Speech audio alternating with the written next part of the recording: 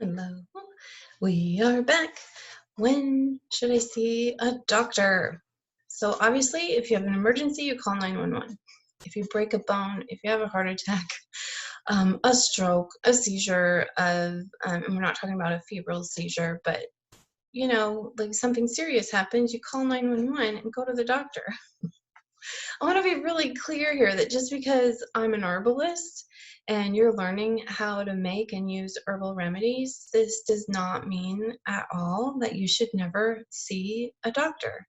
If you are having an emergency, think or feel you need to see a doctor, then see a doctor. Go to a hospital immediately or call 911.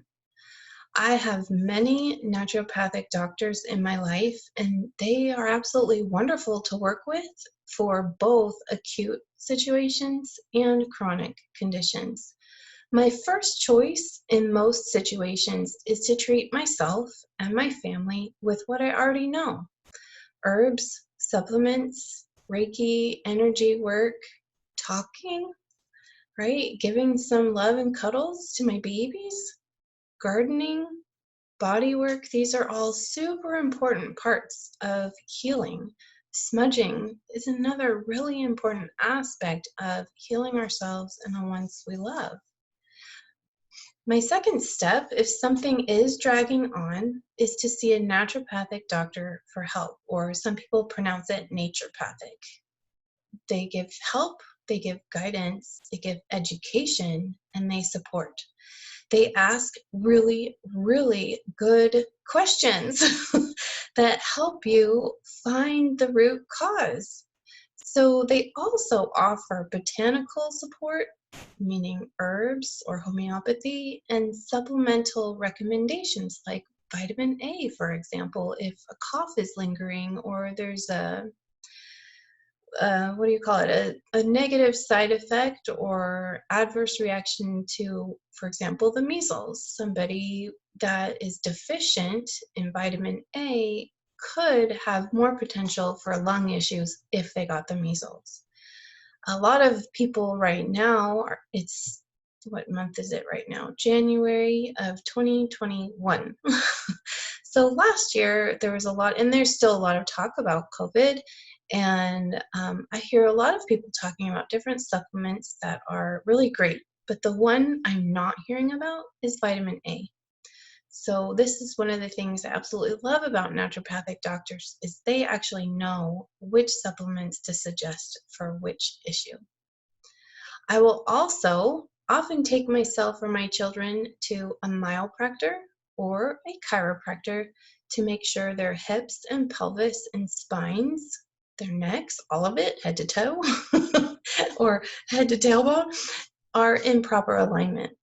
Typically, an allopathic or conventional medical doctor is my last choice, but definitely a valid choice, right? They offer excellent emergency care, emergency medicine.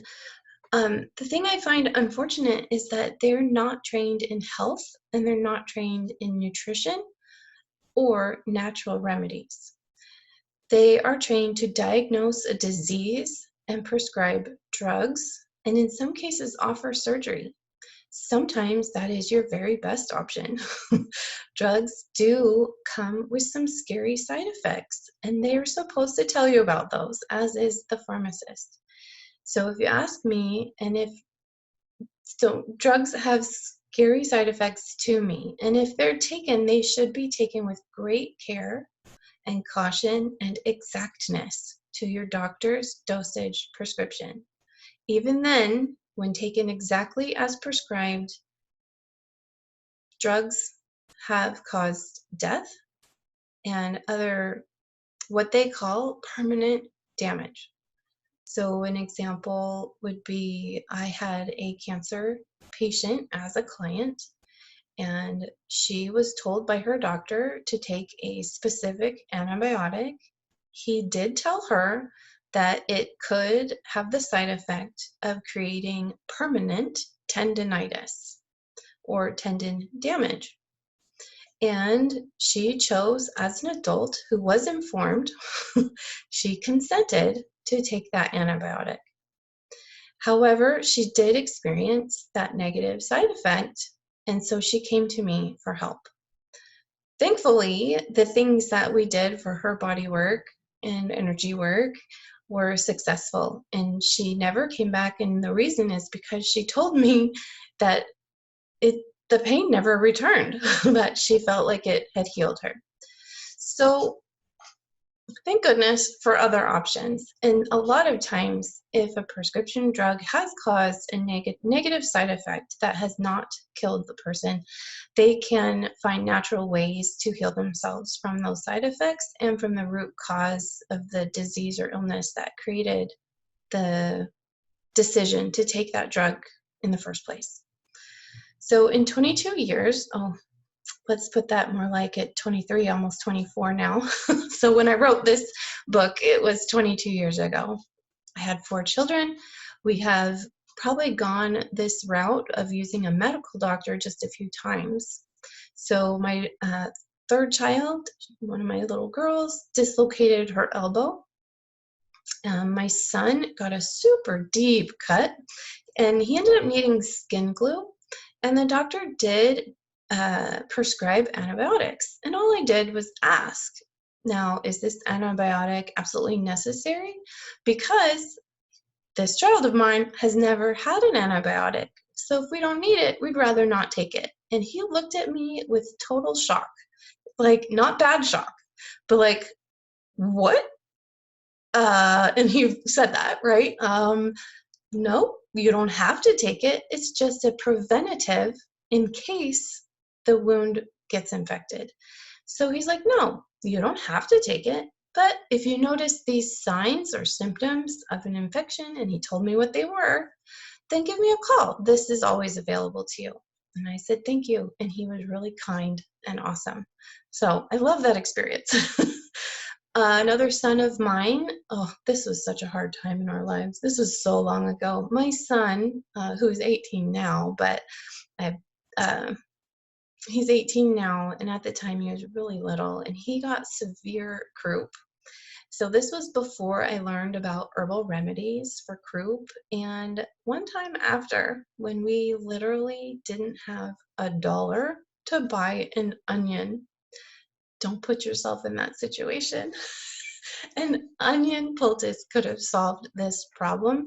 However, times were tough, and that's how we dealt with it. So at that time, I took him to the doctor. There wasn't really anything they could do but make sure that he was okay, and he was. And my daughter had a horrible stiff neck. So this was, let me see, maybe 12 years ago or so. She had a horrible stiff neck. It had a huge lump in it, and she had abdominal pain, but no fever. That was super crazy. I was so confused. I went all over the city looking for help. I needed help, and so I went to one doctor after another. I went to a medical doctor. I went to urgent care. I went to a naturopathic doctor's office. And I asked them to please look at her, and I was looking for help in every single field. And finally, it was because of the hugs and the cuddles, just hanging out when she felt so miserable. She had horrible neck pain. You could barely touch her stomach. It just was hurting her so much, and it had been days. And I actually did make the medical doctor take a blood test because he could feel the huge lump in her neck and all the pain. He could see that she was in pain, and he told me she's perfectly healthy. And so did the naturopath. She's perfectly healthy. And I'm like, no, a perfectly healthy child does not have this much pain, and they don't have a giant lump in their neck. Like, what in the world? I thought for sure she had cancer or something. I was freaking out. And so I made them take a blood test, and they were super mad at me about it. But I'm like, dude, she has a lump in her neck and horrible pain. Like, take the blood test. Just tell me there's nothing wrong with her, like, by actually looking. So anyway, that's me. I'm really diligent. I have my reasons. We could talk about it later. So it was the cuddle time after all that drama of no doctors having any solutions for me. At that point, We're cuddling in bed, we're just hanging out talking, and she tells me all these stories of what's been going on. And it's not like I didn't know these things happened, I just didn't put them together. So she tripped over a hurdle at school for track and field, and she face planted. She was riding her scooter and face planted, and she was riding her scooter again and face planted again. And all of a sudden, it just hit me. Oh my gosh, she needs a chiropractor. Hello. So I called the naturopathic office the next day because it was nighttime and we were talking. And I said, do you have a recommendation for a chiropractor? I wanted someone natural, someone I could trust. And they said, oh yeah, we have a Myopractor in the office. I was kind of irritated, let's be honest. Like, I'd already been into that office and they told me she was perfectly healthy and they did not recommend the naturopath. I mean, the Chiropractor. Like, what in the world? So anyway, we went in to see the Chiropractor, who is now one of my best friends still. He had me feel her neck before he made the adjustment so that I would be able to tell the difference when he was done. When I went to feel the back of her neck, it was almost as if from her back, and my hand this way, like to feel from down here up to the base of her skull, it's almost like her neck disappeared. I'm like, is it not supposed to feel like that? But it was strange. I always thought we had a curve in our neck, but hers was severe. And he's like, no, it's not supposed to feel like that. So anyway, he did his adjustment. He had me feel her neck after, and I was like, oh my gosh, the lump is gone, and she has a neck bone from her back to her head. It doesn't just kind of swoop in and disappear. Oh my gosh. And so she said on the way out that, oh my gosh, Mom, my neck doesn't hurt finally. All that neck pain was completely gone. And then over the next 3 days, the abdominal pain slowly went away until the third day it was completely gone. When we pinch our nerves, it can create a lot of pain. And I'm not a chiropractor. I don't understand all the ins and outs, but I do understand that we have nerve plexes throughout our spine, and they're very important. And when we pinch nerves and we don't know that it's pinched because it's not sending an electrical shock through the body, it's the kind that she had where it's just affecting different body parts, we're not getting the signals we need in order to stay healthy. So I think that this is a huge thing to take a look at if someone is starting to not feel well. Actually, one time that did happen to one of my little boys. He was just a toddler, maybe a preschooler, climbing on a chair, and he fell off the chair, and he was fine, right? He didn't have a huge lump. There was no concussion. We thought it was just a little spill. But over time, he started to kind of feel slightly feverish. And I'm like, what's going on with him? His head's a little stiff and neck is a little stiff, and he just doesn't seem quite right. He felt warm. I took him to a chiropractor and all of that went away right away. So I think that's a huge thing that people should consider when they take care of their health. When deciding if and when to go see a doctor, whether it's an MD or an ND, you have a list of red flags that makes it really easy to find, right? So I made this list for you so that you could print it out and put it on the fridge, or you can type up your own and readjust it so it fits on one page if at all possible. I tend to be really wordy. But these are symptoms that are often alarming and deeply concerning that should trigger you to get some immediate help from a trained medical professional, whether that's a medical doctor or a natural naturopathic doctor. Number one, a fever lasts more than 3 to 5 days with no improvement in the fever at all. My daughter as a toddler had a fever for 5 days in a row, around 105, and the doctors just kept sending me home with no answers. She had no other symptoms either. So I don't know what that was about, but she's 22. Well, now she's 23, almost 24. And she now has 2 babies instead of just 1. But we'll cover fevers in much more depth later on. Number 2, a stiff neck forceful vomiting, severe or unremitting headache that just doesn't stop. These are symptoms of meningitis. So if the only symptom of these is a stiff neck, just go to the doctor. It's certainly not going to hurt to go to the doctor.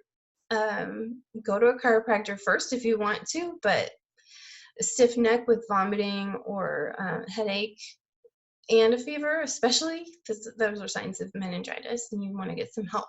There are herbal remedies for meningitis, but if it was me, I would probably just do both, right? Get some medical help and use integrative help with the herbal support.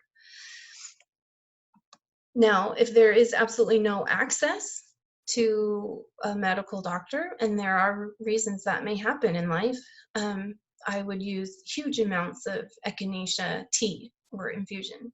Number 3, incoherent or unresponsive. Call 911. Number 4, anytime a person is sick and they are not getting better, you'll feel it in your gut, but pay attention to how long they've been sick with no improvement. If it seems like it's dragging on, get some help. Number 5, visual disturbances, facial pain or numbness. 6, breathing difficulty or pain. 7, sore throat that lasts for more than 3 to 5 days with no improvement. Number 8, a pre-existing health condition that could lead to a compromised immune system, maybe a transplant recipient, someone with asthma, or a cardiovascular disease that makes them more susceptible to infection, and they have a harder time with recovery from illness. So this program will help you with that, but there's nothing wrong with using an integrative approach of natural and conventional strategies for wellness. Number 9, dehydration or an unwillingness and inability to drink fluids and keep them down. Number 10, drainage from the ear. 11, infants under 6 months old. 12, childhood diseases such as measles, mumps, etc. We will cover these later in the program, but just a quick note here, you want to call the office that you want to take them to first if it's not an actual emergency, but you suspect it could be measles or mumps, because those are highly infectious diseases, and so the doctors may have a different protocol for that. They may want to tell you how to treat it at home, and they may want them to come in. If they want them to come in, they may want them to use a separate entrance so that they don't get everybody in the waiting room sick, right? They're just trying to mitigate the spread. And so you just want to call wherever you want to take them ahead of time to see how they want to proceed, assuming this is not an actual emergency and an adverse, reaction to having that sickness. We'll get into that later. Number 13, serious illness such as meningitis, pertussis, or pneumonia. Signs of dehydration. Severe dehydration is a medical emergency, of course. Very dry mouth, no tears when crying, no sweating, no diaper, a dry diaper for more than 3 hours, or has not urinated in over 6 to 8 hours, having super dark urine, depressed fontanelle in infants, depressed eye sockets, skin has lost their elasticity. If you or your child are experiencing any of these symptoms, take them to the emergency room or call 911. And then I have a little quick thing here about staying hydrated. There's so many different ways to do it, but give yourself or your child frequent small sips of water, electrolytes, and herbal teas. So my favorite fever herbs are elderflowers, yarrow, red raspberry leaves, chamomile, lemon balm. I drink these as warm as possible, and I take, for an adult, half a cup every 20 to 30 minutes. I would apply Clark's rule if giving these to my children, which is dividing their weight by 150 pounds to determine the fraction or percentage of my child, right? So if they're 75 pounds, they get a quarter cup every 20 to 30 minutes. A light tea is typically 1 teaspoon of dried herbs to 8 ounces of water steeped for 10 minutes, except for chamomile. The other herbs, I make a strong infusion with about 1 ounce of dried herbs, 2 to 4 cups of water steeped for 20 or 30 minutes, and then I strain it and drink it as warm as possible without burning my throat. We go into fevers very specifically and very deeply later in the program, but I just thought I would mention these things because fever can cause dehydration if people aren't drinking up enough fluids. So if they are not sweating, but they're hot with a fever, then you know they're dehydrated, and you need to make sure an adult is drinking half a cup of fluids, healthy fluids, every half hour. And we've got some others. So the ones that I listed here, so red raspberry leaves and chamomile, I think people are really surprised that those are good for fever. And it's not something that's really talked about. And what's wonderful is red raspberry leaves are beneficial to pregnancy and nursing mama's milk, and also good for fever. And I think that is like one of nature's beautiful blessings and wonderful miracles. And then we have chamomile tea, which also is safe for pregnancy and safe for children, safe for nursing mamas, and it's a wonderful anti-pathogen, antimicrobial herb that is excellent for fevers. And when I say that, what I mean is they do have diaphoretic properties. They do help us sweat out when we're drinking enough fluids. They help us to open the pores and sweat out the heat, which helps us get rid of the fever. So those are just the two that I'm going to mention here. But like I said, we'll get deeper into that later on. Then we've got some diarrhea herbs, because sometimes dehydration is caused by diarrhea. So we have sunflower leaves, red raspberry leaves, yarrow, white oak bark, slippery elm. I didn't write this in here, but blackberry leaves are extremely effective against diarrhea, including dysentery. So it's a fabulous one to have on hand. Now, slippery elm bark is also great.